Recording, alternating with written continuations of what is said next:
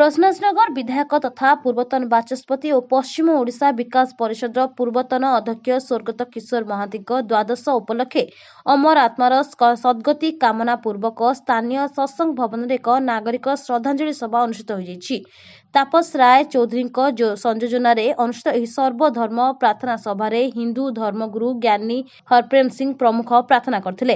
अर्थ और अबकारी मंत्री निरंजन पुजारी, श्रम मंत्री सुशांत सिंह, परिवहन मंत्री पद्मनाभ बेहेरा, जंगल और परिवेश मंत्री विक्रम केशरी आरुख, राज्यसभा सांसद प्रसन्न आचार्य प्रमुख व्यक्ति सामिल हुई स्वर्गत आत्मार सद्गति कामना करथिले। सेहिपरि मंगल बजार ऑडिटोरियम रे जिला प्रशासन और दुलदुली तथा स्वतंत्र जिला प्रतिष्ठा कमिटीर मिलित आनुकूल्य एक मेगा रक्तदान शिविर अनुष्ठित होइतिला।